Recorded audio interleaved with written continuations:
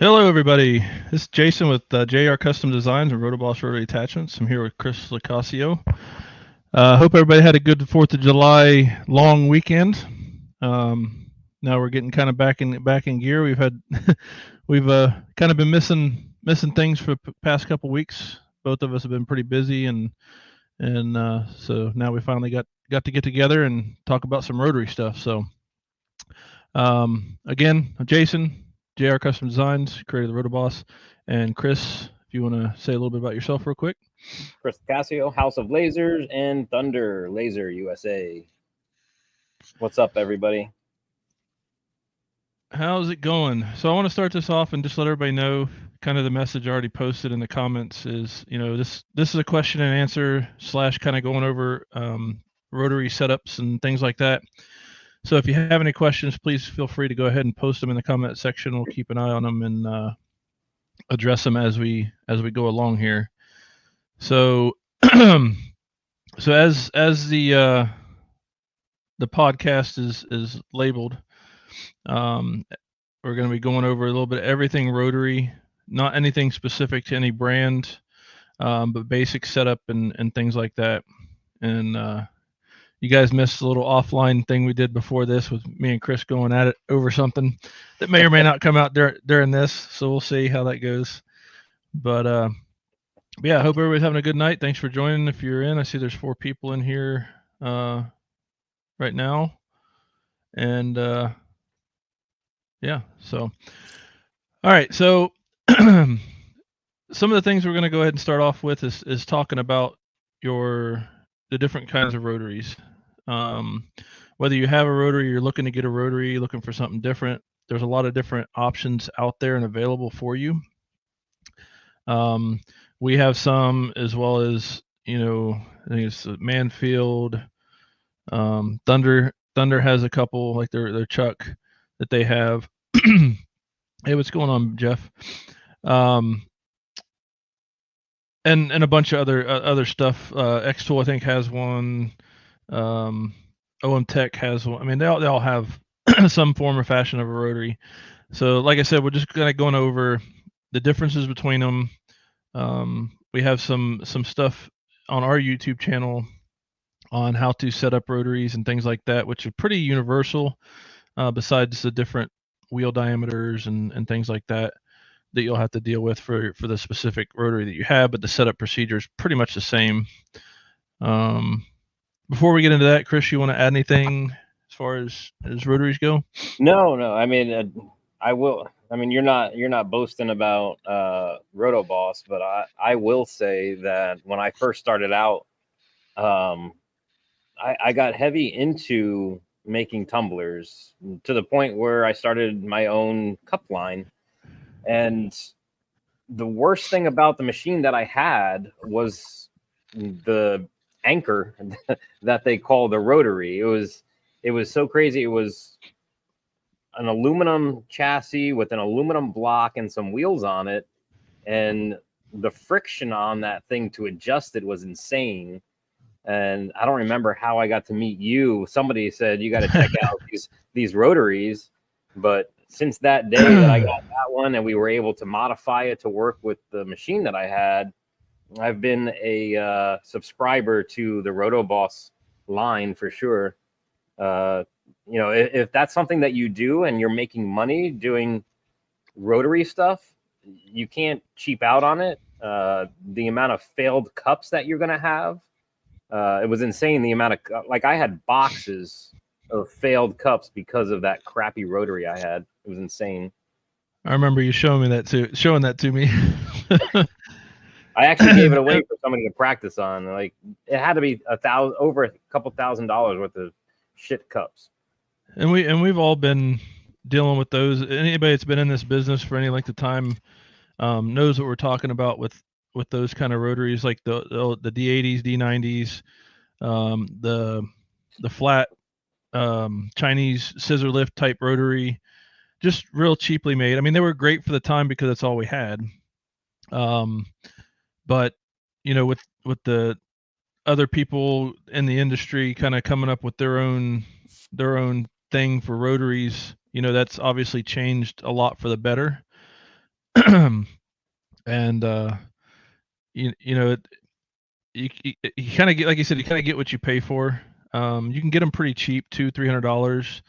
I think our cheapest is $500 for your standard um, two or three phase type laser, like Hmm. Xeon, Laguna, all them guys. So I Yeah, mean, unfortunately, we kind of throw a little bit of complexity into the mix. yeah, the motor's selection for Thunder is what makes it a little bit more expensive. Um, but I mean, other than that, like I said, our $500 one has all the same features, has clamps, heel wheel, all that stuff. So I mean, you can get a really decent one. You know, Mansfield Custom's been around for a while. They've made some improvements on their stuff. And there's a bunch of others out there. I can't even begin to think of all of them. Hey, Jason, Um, the yep, pop up Michael's yeah, question, I just saw that. is my answer correct on the Talon as well? I Dip have switch the 5? Talon and the Bolt. I have to send a follow or reverse. Yeah, I think I saw a post about this, and I tried to reach out. Um, if it's on the Thunder that you're referring to, which it looks like you are, if it depends on how you have it in the machine. The Talon is meant to sit on the right hand side as you're looking in the machine. So the motor and everything should be on the right hand side. That's the way it's set up from us to spin the proper direction. If you choose to put it on the other side, which you can, all you have to do is take the number 5 dip switch on the back of the motor, a little white switch in that blue box, and flip it to the opposite location. So typically for the Talon, it's on, off. So if you flip it around, you would be on, off, and then that'll reverse the direction, and then you won't have to mirror or anything like that. So, but yeah, so I think like I said, I think I saw a post on this, and I tried to reach out. I don't remember, but I do remember seeing It's something about this. it's hard following all the social media posts and questions there, as opposed to, Yeah, you know, you got yeah. you have I to try to. follow your own stuff, your emails, and all that stuff. Plus Yeah, yeah. plus I've got plus. like 5 different email accounts. I got 10 Well, that's different your social media pages. I mean, I know I created my own problem.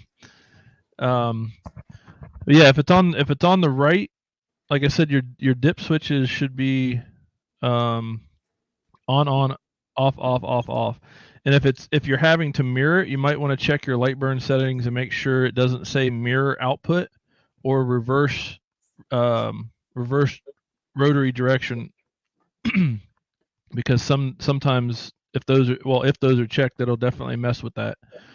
So I it's would on the check okay. if Yeah, check your dip switch then. if the dip switches are in the proper location.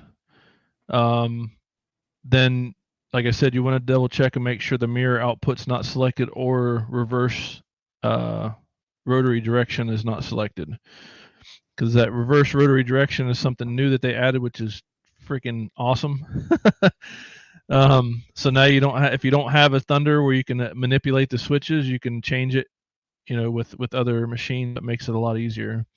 And to Um, my understanding, at least with some testing, um, on our machines, on the Thunder machines, you don't have to activate the rotary. You don't have to remember yep. to turn it on and off. You just plug it in. But if you want it to mirror, you have to have it on. So in a normal situation, you plug in your rotary, you go with a Thunder laser. You don't have to even think about it. But if you need that reverse, or if you're using the chuck where you have to have it spin, you're going to have to turn it on because I, you're pulling the diameters over as well, I believe. yeah, I'm not too familiar with that. I didn't know if that would affect anything because it's not using the y-axis, which is what the rotary switch is basically for, is to turn off the Y and use the Right. settings from the rotary. So, but yeah, Michael, check that out and see. Let us know. And if you have a problem, my number's on the side of the rotary on the motor mount. So let's see here. Let me turn off this thing going on in the background. Is it bothering you? Yeah, it's distracting me. Um, so yeah, check that out. Let us know.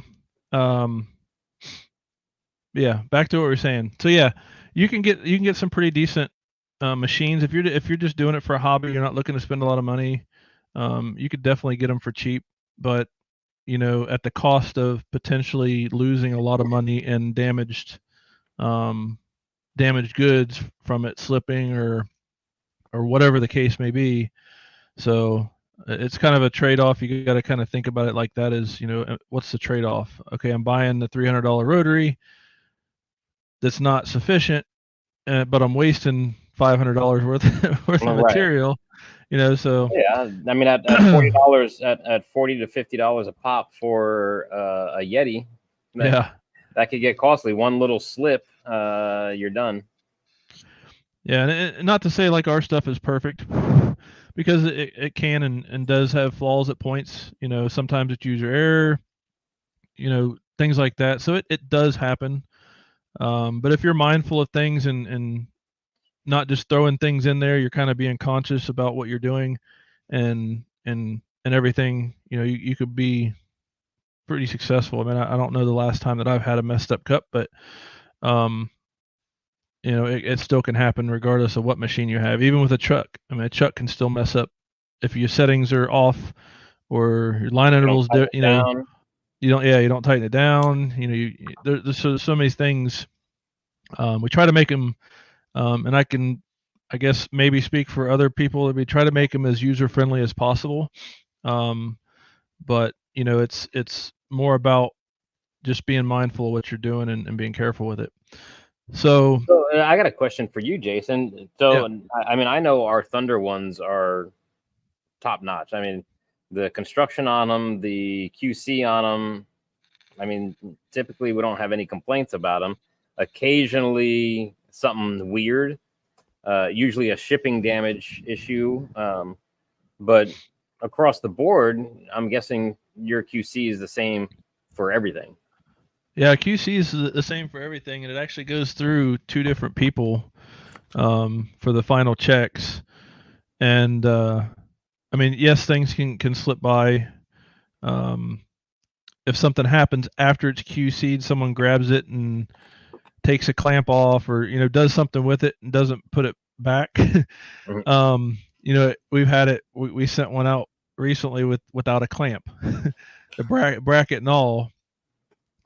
Don't know exactly how that happened, who did it, or whatever. But I mean, mistakes can be made, and we make it right as quick as we can. But yeah, the QC process is the same.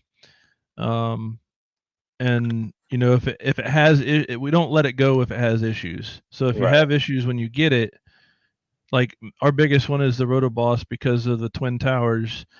We put the shipping bracket on the motor side, but even with that bracket, sometimes that can get knocked out of whack with shipping and things like that. So and obviously maintenance on them, taking care of them, keeping them clean. I've seen some ones that are pretty pretty well used, like I put it that way. Yeah. You got to keep them clean. You got to take care of them. And So if you that, do that that, I mean, since you're talking about that, wheel maintenance. yeah. So So I don't know what you recommend, but one of the things that I personally do is I go to the auto parts store and I get some belt dressing, and it actually makes those silicone. Are they silicone or are they what are they? the orange ones were silicone. The black ones are EPDM. So spray it, and it actually makes them tacky, Yep. and it allows it basically adhere to the cup or has more grip on the cup. Yep. And we're working on. I'm working with a manufacturer to try to get some better, stickier kind of material. But obviously, you don't want it too much because then it'll start trying to lift up off the wheels if it gets more traction on one wheel than the other. So there's kind of a fine line you got to walk there. But yeah, cleaning them off. They're EPDM. They're chemical resistant. They're oil resistant. So you can pretty much clean them off with anything. Mm. I'd stay away from the harsher stuff like acetone and naphtha and stuff like that. But denatured alcohol itself, Yeah. things like that. That's actually And exactly what I use. I use denatured alcohol because I mean, you're busting this powder coat off of these cups, and it turns into powder, and it's dropping on the wheels. If you look at yeah, the wheels after a long day or a week's use of cups, it's got a powder on it. yeah, a lot of times you'll start seeing rings show Yep. up on the outside of your cup. And if you're getting rings on the outside of your cup, you definitely need to do some maintenance on it, clean them up, because that will cause slipping. Because a lot of the coatings on there are Teflon-ish kind of material based, so they're very slippery. And when it's fine particles like that, it's like rubbing baby rotary. Making sure that you're keeping it clean and taking care of it is really important. Um, so, so kind of getting back to the root of this. So there's rollers out there like the hot dog rollers. There are some that's good. And what I mean by that, and if you look in the thumbnail for this, it's the bottom left rotary, where it's basically a long tube or two long tubes that are attached to the motor, and then your object sits on it. Some of them you have the option to level it. Some of them you have to put something under one end or something to offset it. But those are your very basic rotaries. And a lot of like I think X Tool has one, and a couple of the other companies that have like diode lasers, the open kind of framed laser systems, and they can work good. I mean, there's nothing wrong with them really, but again, it comes down to being a hobbyist, doing it once in a while, or doing it regularly as a business. It becomes more of a pain because you risk a lot more damaged items when you're doing those. Then we have things like the the the standard roller rotary, and again, you can see that on the thumbnail for this podcast. And those are typically the ones that you would get from a laser company that doesn't that doesn't have mine or somebody else's in their inventory. If you get a rotary, that's typically what you're going to get. Like Boss has them, Laguna, AP, all of them have a variation of that. And they're pretty good. They're crude and rudimentary in some ways. The scissor lift ones in particular, which is what most people are used to, or at Mm-hmm. least, like I said, it's been in it a while. They're very janky. They're very loose, rickety. They're very cheaply made. Um, and again, at the time, that was What was what available? Yeah. what was available, and it was good. So a lot of people that get the rotaries that are made today by myself and other manufacturers, it's kind of spoiled because the You didn't issues have to. that You didn't have to struggle with yep. throwing a roll of quarters and all that Yeah. stuff in there to make sure it stayed on the rotary. Yeah, a lot of people that you see making comments about, oh, throw some quarters in it, tape some quarters to it, or whatever. Chances are those are some people that have been around for a while and have had to do that in the past. Mm-hmm. With our rotaries, never had to do that. I don't recommend it, um, because if there's an issue, there's something else going on that would need to be addressed. Either it's dirty or something's out of alignment, something like that. So, but yeah, and then of course you have your traditional D80, D90. So if anybody has a Galvo machine, that's typically what you're going to get when you get one of those machines. And other laser companies use them for their chuck rotaries as well, but they're usually attached to some kind of fixture that allows you to adjust um, one end in some way or another. Um, and then you've got again, Mansfield Custom. What's the other HR? The HR or something like I that? I really didn't know there were so many other manufacturers. Yeah, there's quite a few. I mean, myself and our competitor, we're kind of at the top level of the rotaries, not only in price but in quality. But there's other companies out there that make them. There's a company I think it still makes them like 3D printed, which is there's nothing wrong with that. I mean, I've got people that have my 3D printed and plastic rotaries from almost 5 years ago, and they work just fine. Right. So there's nothing against it. It's just if you're going to charge more money, you have to have something worth charging for, and the consistency, reliability, durability, and everything of aluminum or some form of metal always holds more value. It's going to last longer. So I mean, those are the kind of things that add the value to it.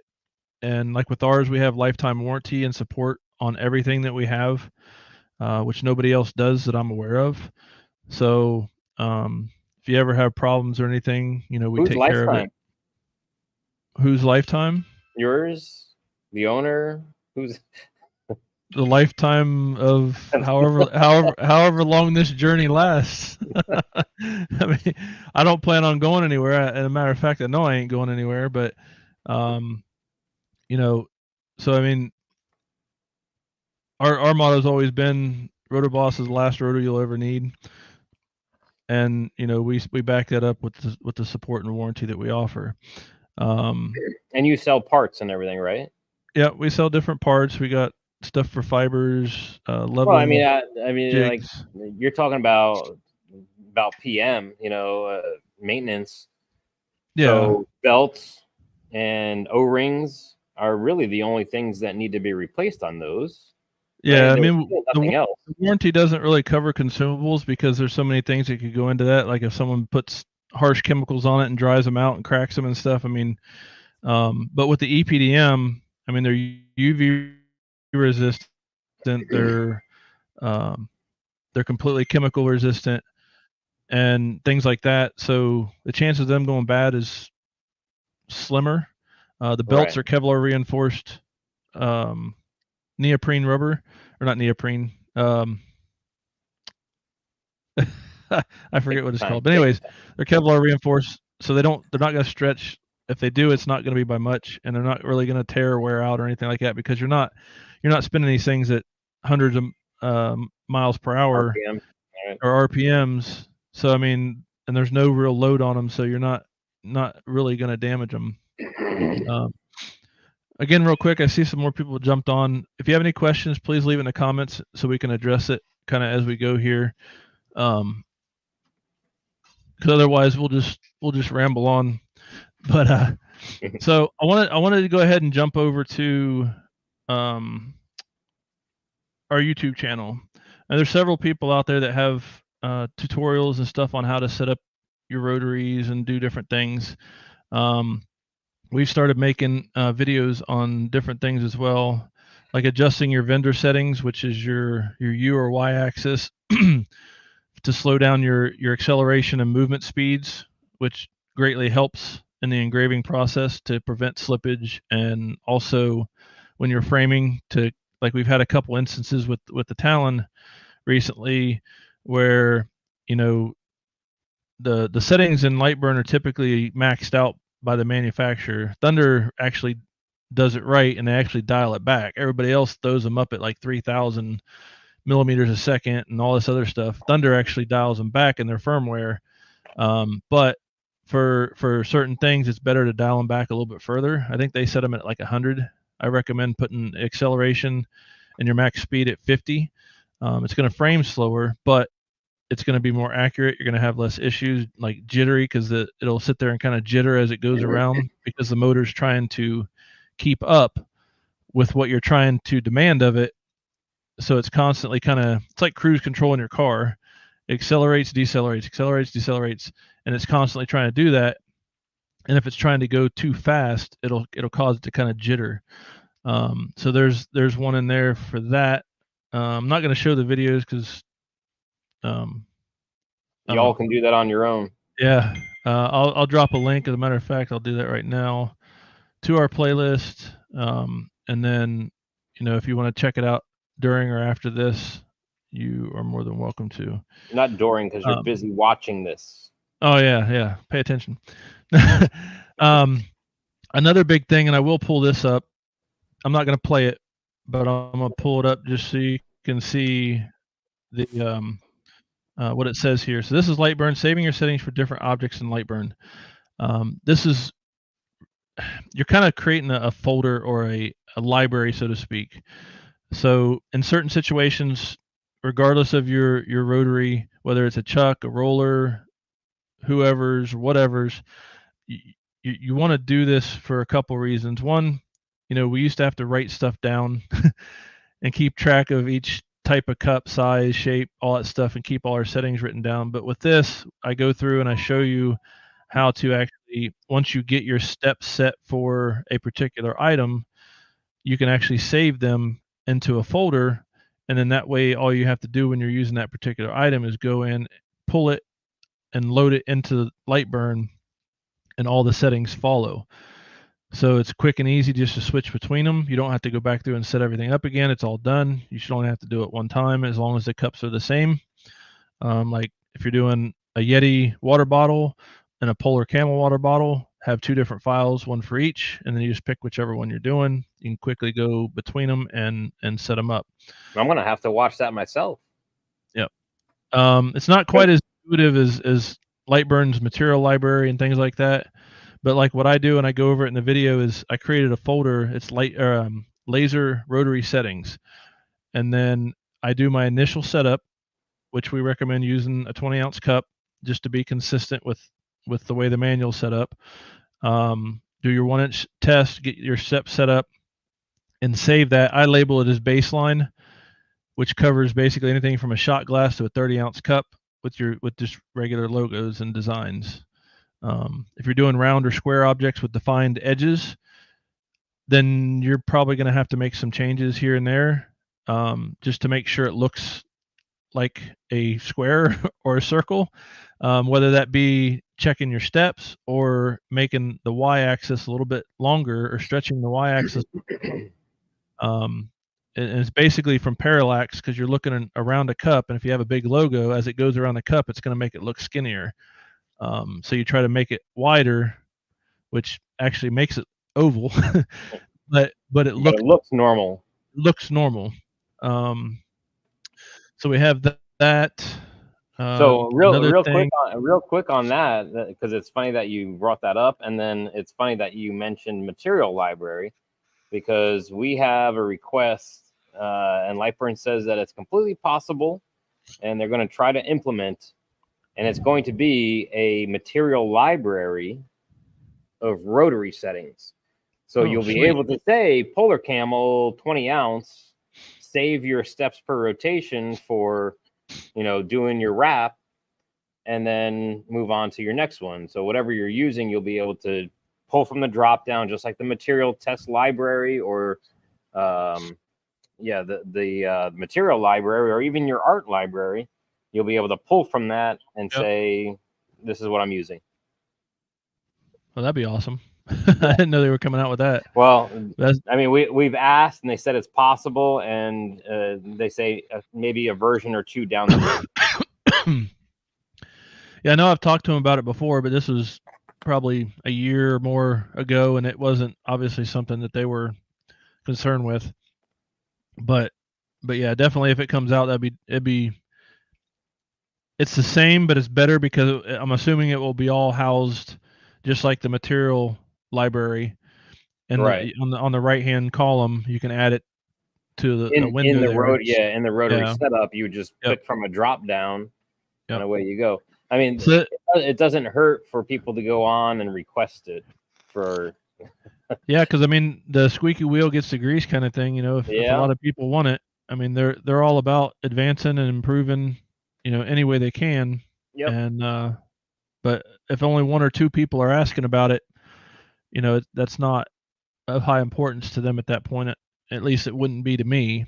Right. But so I assume it's the same way with them.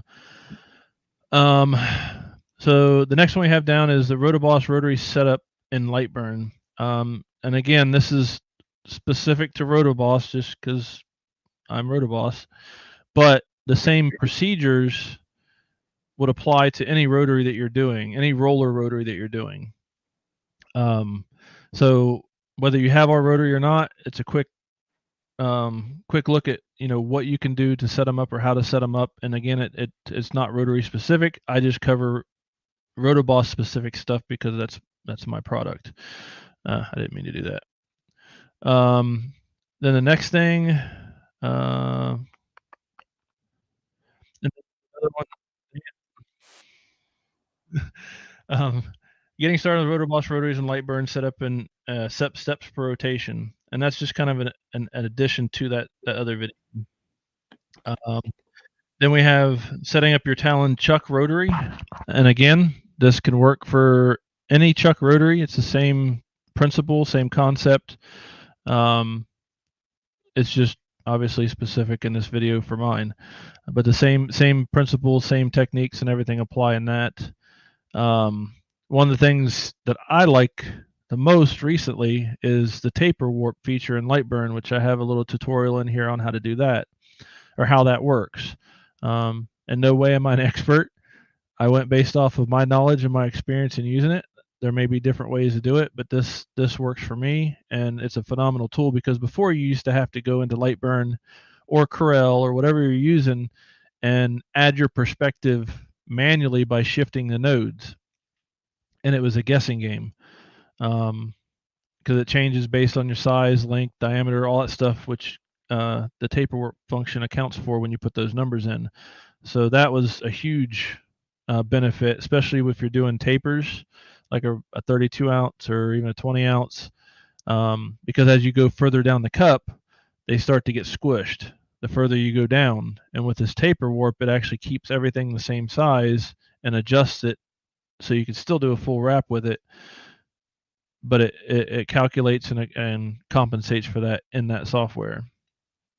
And then before that, I did the adding perspective where they have the 4-point warp and the 16-point warp, which basically does the same thing as the taper warp, but you can individually move the nodes around and everything and kind of make it kind of wonky and all over the place if you want to, and kind of do some different stuff. And then I guess I got another one in here for saving different objects in Lightburn. I must have posted that twice. Oh well. One says a year ago, one says 2 weeks ago. So I'll have to look at that and see. But anyways, so that's the start of our playlist. Like I said, I left the link in the comment section. So if you want to check that out, feel free to check that out. Are you seeing any comments on your end, Chris? No, everybody's After Michael, I haven't seen anything. quiet. Everybody's quiet. Sure. No questions. Yeah, hopefully this is helping somebody. If you got any questions, that's the point of this podcast is to kind of go over different rotaries and answer questions that you guys might have. And it doesn't, it could be anything really. I mean, it doesn't have to be about this topic. We usually it's halfway through the podcast, and we usually wrap up for the most part, and leave it up to you guys. So I mean, that's in a nutshell. That's kind of an abbreviated overview of the different rotaries and some of the things you can do to set them up and do things. By no means is it the end of it. But do your research. There's a lot of people out there that do a lot of stuff. You got Robert Kofed, Alicia Pate, Katie Devlin,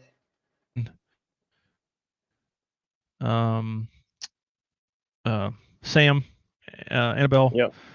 There's a lot of people do the cups and things. Try to find the people that find the people that you I guess can trust or that are reputable.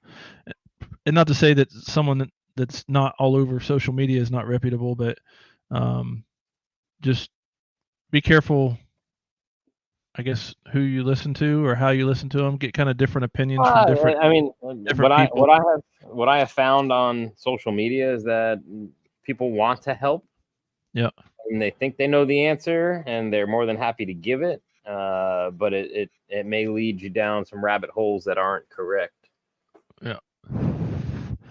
So I'm not knocking anybody that gives advice, because all advice is good advice, but just bounce that off of different people. Like look through your I don't comment.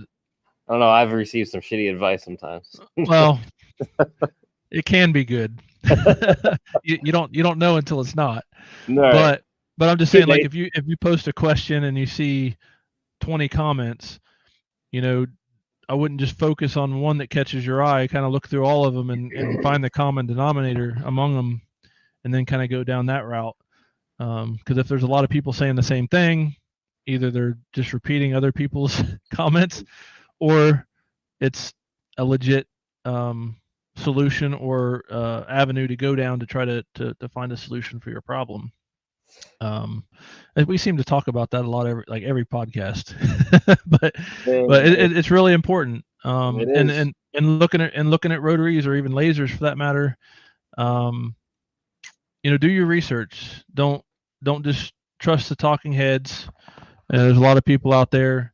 Um, like know who you're getting the information from, and kind of do some research around that.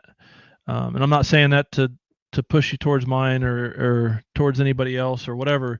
It's um, just do a little research. A lot of the influencers and stuff like that, they have good information. A lot of them know what they're doing. But typically, when it comes to this industry, it's either one side or the other. Um, like myself and Chris, we've had several different laser brands over the years, and so we can talk to and about a lot of different lasers. Pretty much everything that's on the market right now, on the Chinese based, I guess you could call it, side of things, or the Chinese originating lasers. Because I've had all of them but AP and Laguna myself, and I know Chris has had AP and several other brands as well. So just try to get a well-rounded um, a well-rounded or a well-educated Yeah.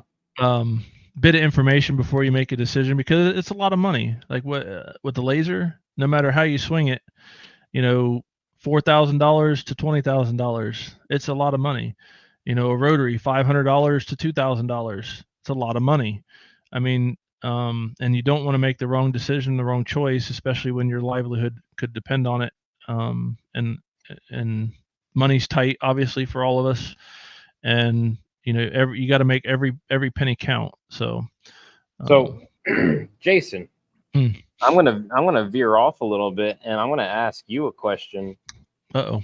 because I'm interested in this. There's one company that I know of that makes it, and it's garbage. And I want to get your impression of it and why you don't offer it. Because I have my reasons for not to use it, but Okay. a multi-roller, Um, the so the the 7-Eleven hot dog roller. my personal or professional opinion. Yeah, I mean um, mix it up. so okay, so my personal opinion on that is you're not really saving any time. Um, the only thing you're allowing yourself is time to do other things. So if you do one cup and it takes you 6 minutes, multiply that by how many ever cups you can put on whatever device that might be, and multiply it by that, and then you're probably going to add 10 or 20% to that, because Or of negative space. negative space that the head has to traverse between them. Right. So that 6 minute job, let's say it's 6 cups, so that's 36 minutes plus an extra, let's say 10 minutes or 5 minutes for traversing and all the other stuff. um, so you're at 41 minutes. So basically the only thing that affords you to do is if you have multiple things to do and there's not a worker specifically designated to the machine, that's where you're going to get your benefit from it. It's not going to be any faster. In fact, it's going to be slower. And there's no debate about that. That's fact. Oh, you Uh, can try to debate it, but yeah, we'll but be happy to but prove you wrong on that. but no matter what you do, you're not saving any time as far as production wise. You're Right. basically just giving yourself time to do other things while those 6 items are rolling. The downside to that currently is nobody has any way to secure the item. So, I'm not going to name names, but there's a multi-roller out there. Is that me freezing or you? There's a multi-roller out there that'll do 6 cups. Great idea for if that's what you need is time to do other things, but there's no way to secure them down. You can only do one type at a time. You can't have like multiple setups and do different things. You have to run the same exact cups on all of them, as far as I know. And then on top of that, say on a Polar Camel, it's not a big deal because there's no logo to contend with and make sure it's lined up or whatever. But with all those rapid movements on all the different cups, it's because everything moves together. So your first one might be perfectly lined up with the logo, but by the time you get to the 4th, 5th, or 6th one, it's going to be off because all that shifting motion with nothing to secure it, the cup is likely to slip. Right, because they're moving, even though it's engraving 2 at a time, right? So you got 2. It can, yeah. Right, you got 2 here, 2 here, 2 here. It's engraving 2, but it's spinning the other 4, right?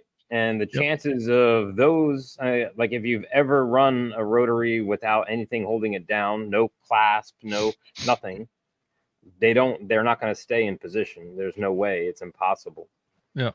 So those are moving back and forth while the other one's going. So those are out of position. Yeah, it's.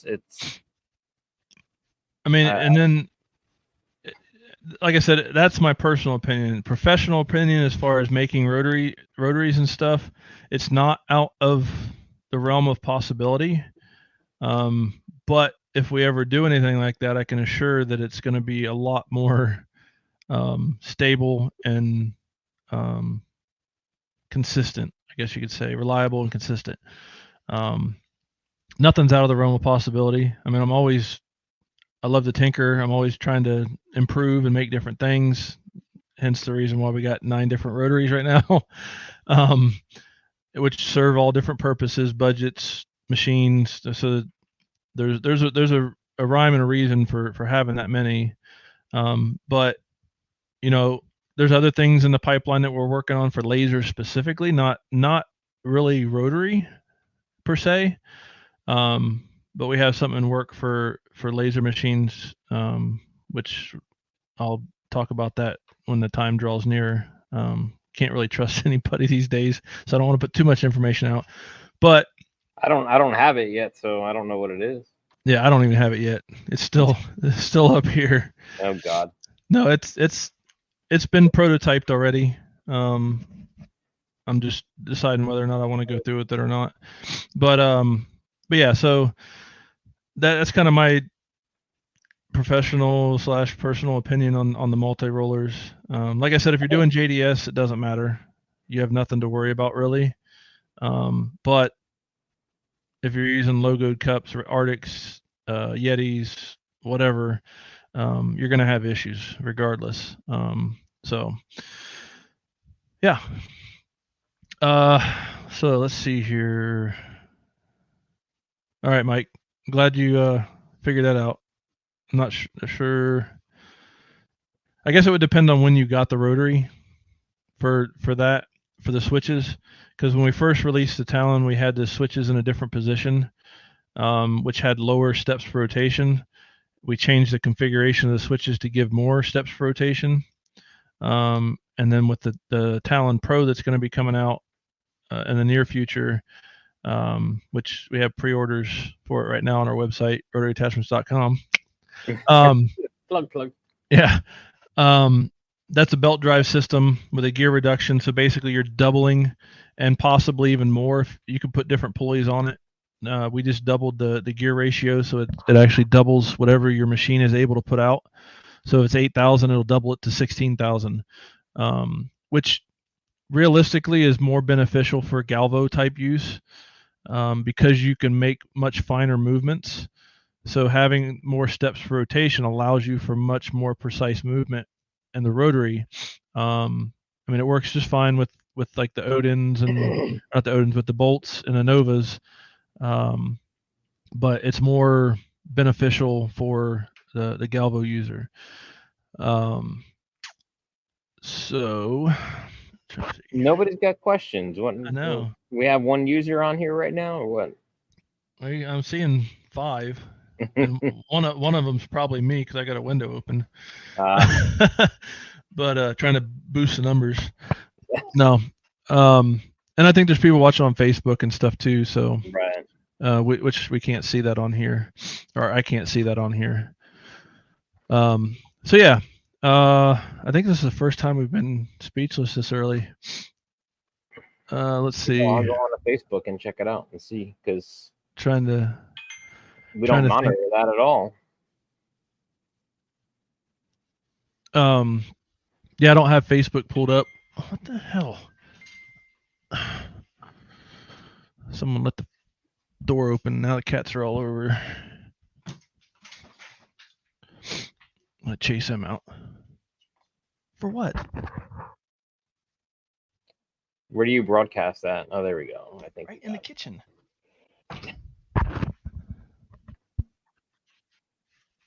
Do what? I was trying to figure out where you broadcast that on You're Facebook. Correct. There you go. You're correct in that it only allows you to do other things, which those have to be multiple lasers. Usually find this benefit is productive. If I have less time, work on other projects, at least that's the workflow. I don't have a multi-roller. I would say if that was going to work correctly, I would probably just want a single row to maximize the amount. I mean, once you start moving to multiple tiers, the other ones are just sitting there doing nothing. Yeah. And in that regard too, if you have it, especially if you have a bigger machine, and let's say you can fit like 3 or 4 of them in a row, if you have a faster machine like the Bolt or the whatever the Eon is, or I don't even know if Boss has one that's really fast or not. But anyways, if any of the companies have the faster machines and you're doing it in a line, you're gonna see a significant increase because you're actually able to take more advantage of the actual speed of the laser. Right. Because when you're running a smaller, like 3 or 4 inch item on a cup, yes, it's going pretty fast, but you're not actually reaching the full potential of that laser because of it's in such a small area. So having it in the line would be a better solution. The only problem with that from a design or not a manufacturing, but a business aspect as far as making them, is the machine sizes vary so much that right. It'd be hard unless there was like a modular piece that you could attach to it to make it longer, to add another set of cups, or something like that. But there you go. Start designing. I play the fifth on that. Anyways, trust me, I've got things in work already. I can't say what exactly they are, but of course not. The multi-roller is definitely in the back of my mind. But even with like our Rotoboss setup or the Junior, we have a way to do multiple cups. You can only do 2 because anything more than that, you lose the capability of driving that distance off of one side. So the most you could do really on it would be 2. It's just stacking, right? Well, they're lengthwise, yeah. So you'd have one cup sitting regularly, then you have a second set of wheels on the back of the slave wheels that the other cup would sit on, and then you have another set of slave wheels. So you have basically 2 sets of slave wheels, and the first cup basically drives the second cup via the slave wheels. Got it. But like I said, you start doing much more than that, then you're adding the weight and friction and all that stuff, and it doesn't become reliable. So there definitely have to be a different setup for that. But we'll see. Yeah, I mean, doing kind of like you doing thousands of cups. It ends up coming down to a normal logo that's 3 to 3.5 inches. Takes about 2 to 4 minutes. In that Yep. time, I'm unboxing other ones and getting them ready to go onto the rotary. And then when that one comes off, I'm cleaning it and boxing it back up. So 3 minutes isn't a lot of time when you're doing that stuff. Yep. And that's kind of what I do. Like I'll start out. I'll engrave about 4 or 5 cups Right. first, and then on that 5th or 6th cup, I'll put it in. I'll turn around and I'll start cleaning those 4 to 6. And then by the time it's done, I might have got done with 2, maybe 3 cups, and I keep it in a continual rotation. So I'm not sitting idle, because then if you're doing multiple ones at a time and you're just doing those and then going and doing something else, then you got to also configure or count your time that you have to come back and clean all of those when Right. you could have been cleaning them as you go. So once you're done with the job is complete. Yeah. Whereas now, once the job is done, now you got to go back and clean all this stuff. So it's preference, I guess, and kind of figuring out what's more important with the business and how you're running it and what you're doing. Let's see here, Jeff. In my opinion, running multiple in a line would be okay for laser fill option or operation if you choose the settings fill all at once, but doing a line after fill, you go back to moving the other rotaries. Yeah, I mean, Useless. you couldn't do fill individual graphics. You would have to Mm-mm. do a fill everything at once, so it does hit that entire thing, going all the way across, sweeping. And Yeah, yeah, we because know Jason. He's got horrible internet. I don't know. He's still on dude, dial up. I'm at 600 megabytes a second. How do I have crappy internet? I don't know. It might Your be Wi-Fi, or virtual background screwing stuff must. up. Let me get rid of that. Man, you're still blurry. I don't know. I like your Am other I? house better. It, I it like might your be. other living room. I got my comfy chair right there. Um, I was going to ask you to play on that piano. I'm glad I didn't. on the piano. Yeah, yeah. I had to make a quick switch to the other room. Um, but yeah. So I mean, it can benefit you, but for me as a builder or designer and producer of rotaries, it's not something I see a lot of benefit in. Um, and the last thing I want to do is make something, sell somebody on it, and then it not be beneficial. Right. I'm not about taking your money just for the sake of making money. I want to make sure that whatever I provide is going to be useful and have a purpose. Um, so I mean that's just the way I go with that. So um, let's see here, man. Like no activity today. Yeah. It's slow. Anybody I got any know. questions? Hello, hello, hello.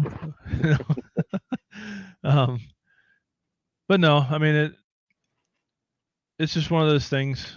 Um, we'll figure it out as we go. But yeah, no plans for that in the near future. Anyways, No, that would have to be a very specific purpose, and it would have to take advantage of the machines that can move quickly yeah. to really be worthwhile. And like I said, from a designer and builder standpoint, it's not something that I wanna mess with. Like I said, I'm not here to take your money for no reason. And to me, that would be for no reason, and I just wouldn't feel comfortable with it. So, but it's not out of the realm of possibility. I like the So, concept, but I like the yeah, concept of electric vehicles too. But I mean, is it a great reality? No. yeah. Jeff, I'd have to probably agree with you on that. It's more of a marketing gimmick. um, because and even in the marketing part of it that I've seen for these other multi rollers, they say it's faster. They say it's quicker, but it's not.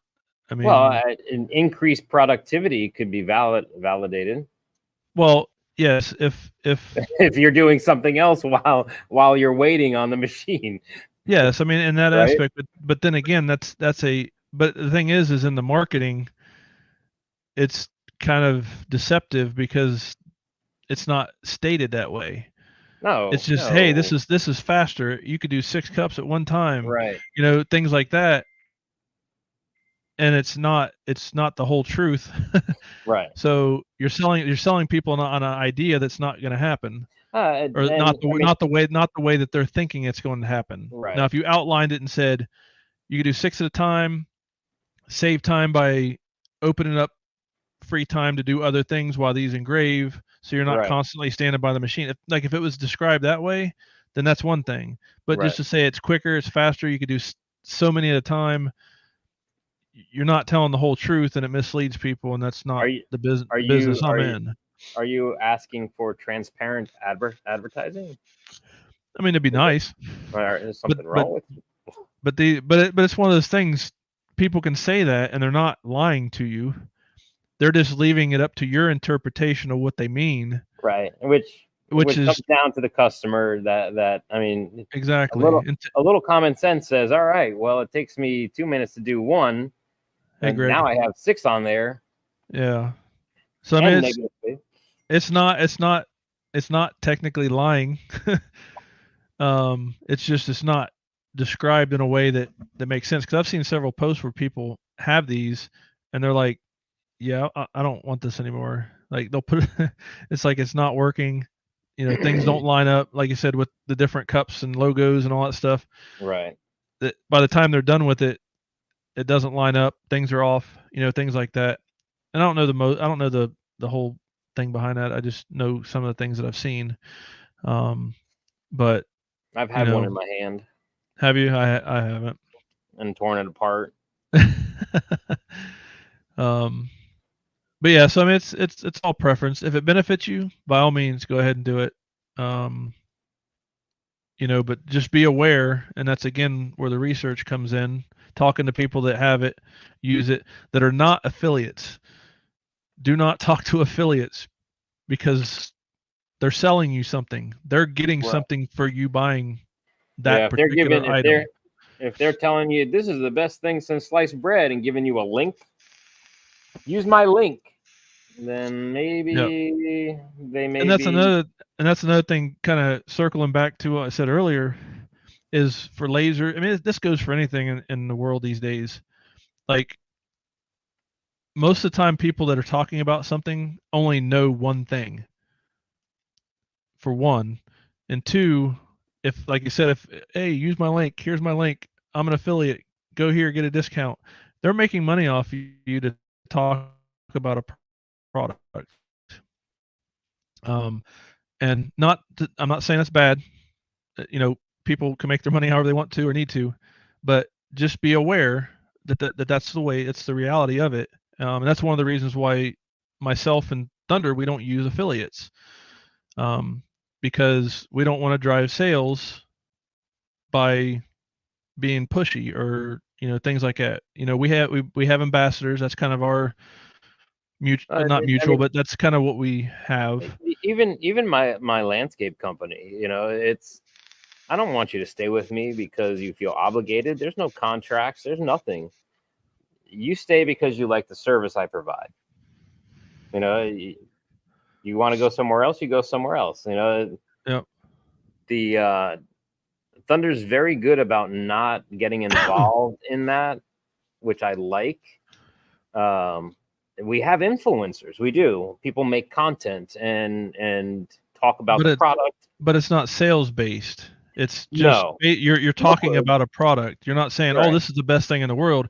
They're actually showing what it does, what it right, can do, how it right, works, all this stuff. right, They're not saying, "Hey, this thing's the best. Look at all this stuff I did. Hey, use my link. Go get yours at a discount." You right. know, there's a difference. There's no incentive besides usually there's a discount on a machine or something like that. There's either a discounted machine to make content. So you're basically an employee to make some cool video. You know, just like somebody sends somebody an iPhone and do a review of the iPhone and tell us about it. Tell us what you don't like as well, but tell us the good things, you know? Yeah. And like I said, that's my business model.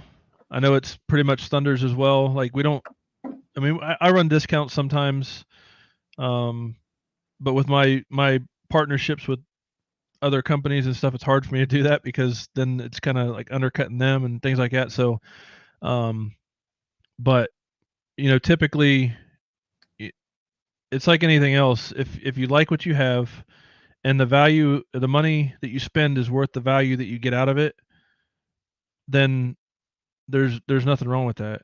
I don't overinflate my prices. I mean, I know my prices are high, but the quality and craftsmanship that you get out of the machines that you get from me are top notch. Other companies charge a lot of money. They use subpar parts or materials or whatever. I don't know because I don't pay attention really to them. I stay in my lane. It's if you like my prices or you don't. I mean, that's fine. I'm not here to force your hand, and neither's Thunder. I mean, we kind of share the same kind of business model in that regard. Our products speak for themselves, and the price is accordingly, in our opinion. So, um, and like you said with landscaping, it doesn't matter what you do; it all comes back to the same thing. If someone doesn't like your service or your prices, they're going to go somewhere else. Right. If they like your service and prices, they're going to stay. I mean, why would they? Even though there's somebody of lesser, not value, but lesser Yeah, it could be. cost. There's a lot of cutthroat companies. There's higher companies. There's equal. I mean, it's. But you're not forced to stay here. It is what it is. Yeah. So I don't know. Yeah, just do your research. If what you find works for you, by all means, buy it. Be happy with it. And as far as rotaries, I wish you the best of luck. I'm here to help if I can. Whether you buy my stuff or not, I have people that call me and ask questions all the time. Some of them don't have my product, some of them do. It doesn't matter to me. I'm here to help people, just like Chris and everybody else that's on their support team. I mean, we're all here to help people first and foremost, um, and obviously support the equipment that we represent, sell, or otherwise use. So, let's see. I think I said hi, Greg. Mm-hmm. Thanks for joining us. Yeah. So again, we're at our hour, so we'll go ahead and start winding this down. If anybody has any last minute questions, please feel free to ask. If you're just joining or you kind of popped in the last minute, check out the first part of the video. We got some tips and tricks and videos on how to set things up and do different things with the rotaries. And as always, feel free to ask questions, contact myself or whatever, and we'll be happy to help you. So I did notice that Chris has a new toy. Can you talk about that new toy? That toy? Yeah. I can't yet. Okay. I can't yet. I didn't know if you. It is not public, but it will be soon. Okay. I didn't know if you could talk about it. So no, there's two in the U.S. and they're both in beta version for us to test and see how we like it, and then it'll be available well before the end of the year, I believe. Awesome. Great price point. Now we just need to get him to get a CO2. Yeah, I don't know why they haven't done that yet. See what happens with that. Thank you, Greg. Yeah, they're advancing themselves. They are, and I think they're pretty good at reading the market and where things are going. So hopefully they are correct. Yeah, don't get us wrong. We're not this podcast is not about pushing Thunder or Rotoboss or anything like that. It just kind of happened to go that way on this one because obviously it's Rotary related. So, but um, you know, the whole point behind this podcast is to kind of have a neutral ground where we're talking about things that other channels and people are not really talking about, and we're trying to focus it on the users themselves. So if you have any recommendations for things you'd like to see us talk about or hear us talk about, please leave it in the comment section. Send an email or something uh, to myself or Chris, and that way we can gear this towards what you guys want versus what people just randomly put out. Because the whole reason behind this again is one, for me and Chris to bicker back and forth about what's right and what's wrong. Um, but first and foremost, it's about helping you guys and trying to kind of give you our opinions and guidance on the laser business, because between the two of us, we got probably close to 20 years of experience in the laser business, with multiple machines, um, and things like that. Uh, so please don't take it that way. This is not intended, nor will it ever be intended to promote or anything, any particular business. It's just we both use the same equipment, and it just happens to be what it is. I mean, I've got other fibers, CO2 galvos, UVs. I got other companies, stuff like that, Hoshin and OMG, and also got a Thunder one as well. So I mean, it's not about that. It's about you guys. So please, don't take that the wrong way, or don't take this episode or anything we talk about the wrong way. Um, we're just here to help. So I think that's all I got. That's all I got too. Probably time to go. I was hoping there'd be more questions. That's But I do myself. I don't know if Chris wants to join in at some time, trying to start up like a laser and or rotary kind of Q&A sessions.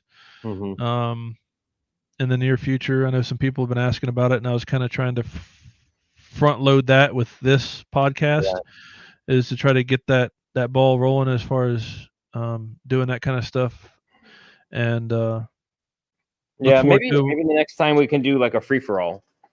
Yeah, Come in, ask your questions, and that may drive more people that already think they know everything there is to know about Rotary, so they didn't join today. yeah, and stay tuned because I plan on having Joey from Lightburn on. We planned on having him in June, but he had some stuff come up that he had to take care of that took him away from being able to do that with us. But we still plan on getting him on here as soon as possible to talk about Lightburn specifically, the new stuff they got coming out, um, and as well as some other guests as well to kind of talk about their experiences and things like that. So um, again, stay tuned. We got a lot more coming. We're going to try to get more consistent, hopefully. um, but with the holidays and school ending, and Chris was traveling and I've been traveling, and so we'll try to make it more consistent, um, and reliable as far as when we'll be on here and doing things. So, anyways, Chris, you got anything to put out before we No, I mean, look out of here? next week I'll be at Thunder HQ in Texas. I'll be there for a couple days, work on some refurbs, have our quarterly meeting. So, if possible, in the evening one night, I'll be there Wednesday to Friday. Maybe do something from the warehouse down there if possible. If not, then we'll follow back up the following week.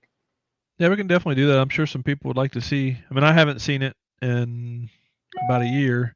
I know Right. a lot's changed since then, so it'd be interesting to see how things kind of turned out. They were under construction last time I was up there, rearranging and rededicating spaces and all kinds of stuff. So I think that'd be something I'd be interested in seeing myself.